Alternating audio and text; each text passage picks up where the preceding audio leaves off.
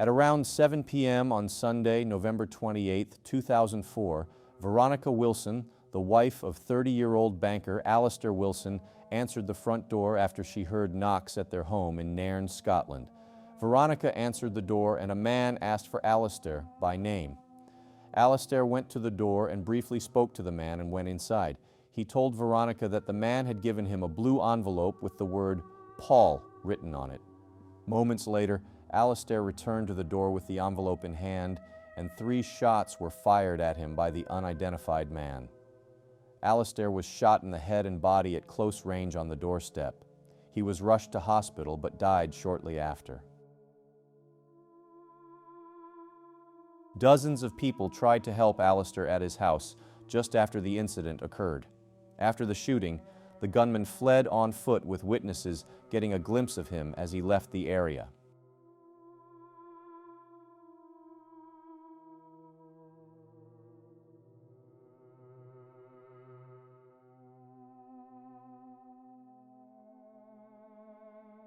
There were different theories that the investigators thought could be possibilities, and early on they thought maybe the gunman had gone to the wrong house and it was a case of mistaken identity. But the unidentified gunman specifically asked for Alistair Wilson. Investigators looked at Alistair Wilson's personal life and his family's finances and relationships to see if there were hidden conflicts. No evidence emerged of any affairs, debts, or family feuds that could explain a targeted killing. They also looked at the possibility of a work-related motive, and Alistair was a bank manager at the Bank of Scotland in Nairn. Police examined whether disputes at work, business dealings, or financial pressures linked to his career could have played a role. A criminal network and money laundering was also looked at as possible theories, and maybe a dispute tied to his work might be linked. Some reports suggested he was considering a career change, which added intrigue but no clear suspect.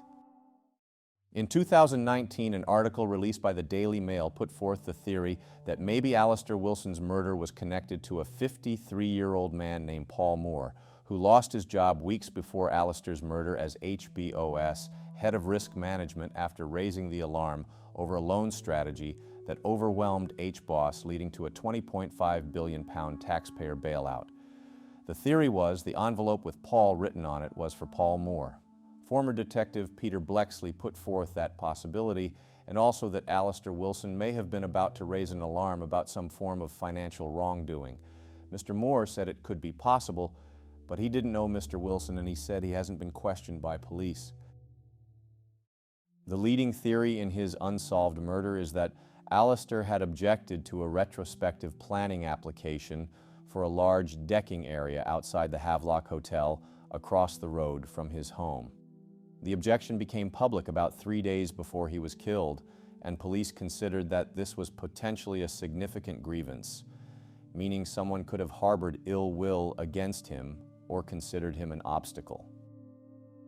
The owner of the Havelock Hotel and former friend of Alistair Wilson, Andy Burnett, who had since moved to Nova Scotia in Canada and works as a handyman, was shocked when investigators traveled to Canada to speak to him in 2022 over the murder of Alistair Wilson.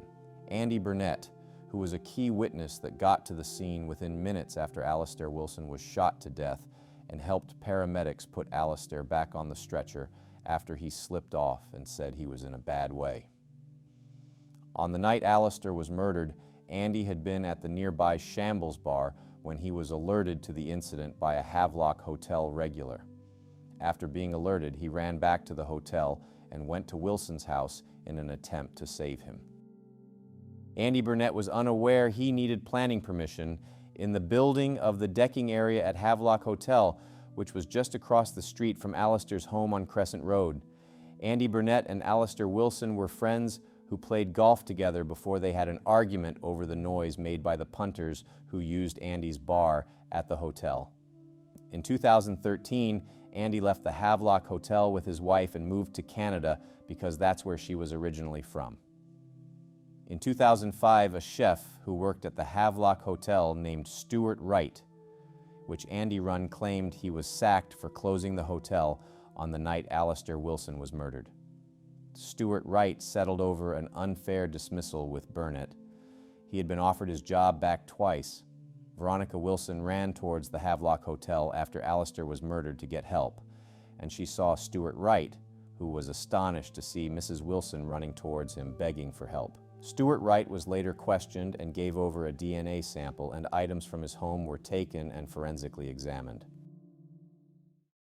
Investigators described Alistair Wilson's killer as being a 5'7" male with a stocky build, aged between 20 and 40 years old, who was wearing a dark baseball cap and a dark jacket. No detailed facial description was given. A former community counselor claimed he saw Alistair Wilson's killer get off a bus coach on the day Alistair was murdered and head towards Alistair Wilson's home. Tommy Hogg claimed the killer had the air of a soldier and appeared to sleep on the bus to hide his face from other travelers. Tommy Hogg went to the police the next day after learning Alistair Wilson had been shot to death. Tommy was quizzed several times and helped produce an e-fit, which was never released by detectives. Witnesses also claimed they saw Alistair's killer drift off in the dark as they were leaving the scene. Two men were also reported seen with a handgun on a beach near the town a month before Alistair's murder. Following recent appeals in 2022, a witness had reported seeing two men, one aged in their 20s and the other between 40 and 60 years old, on East Beach, Nairn. The witness said the younger man was in possession of a handgun. Police had searched Nairn Beach for a handgun following the murder. The handgun used to kill Alistair Wilson was found by council workers while they were cleaning a drain 10 days after he was murdered on Seabank Road in Nairn. The gun was a Hainel Schmeisser, a 1920s German handgun known as a pocket pistol due to its small size. No usable DNA could be extracted from the gun. In 2016, an exact replica of the murder weapon, another Hainel Schmeisser, was handed in to them following a house clearance in Nairn. The gun is rare, and only 13 of the guns have been recovered in the UK since 2008. Another gun almost identical in shape and size was also found in Nairn, and that was a Belgian-made Melior pistol, which was the same caliber as the Hainel that was handed to police in 2016. The wife of Alistair Wilson, Veronica Wilson, who still lived in the home after Alistair was murdered, spoke to the BBC in 2017 and told them that she thought mistaken identity was the only thing that made sense to her, and that she believed she did know Alistair well, and if he had survived, he still couldn't have told us much more. She said the only thing that made sense to her was that it was the wrong Alistair Wilson. She said she and Alistair did not have any sort of lifestyle that there was ever a threat. She said she couldn't even imagine why people were actually killed, and that she knew Alistair inside out, but there was nothing there. Veronica said that Alistair was bewildered as to what the gentleman had said, because the envelope was not addressed to him. The blue envelope, which was handed to Alistair Wilson by the unidentified gunman, had Paul written on it, and nothing was inside the envelope. It was empty. In September 2025, former Metropolitan Police Detective Chief Inspector Colin Sutton spoke on the Daily Record's Criminal Record podcast and said he believed the murder was targeted rather than random, but was skeptical that the answer lies in the decking dispute. He said there is something about the way that he was conducting his business.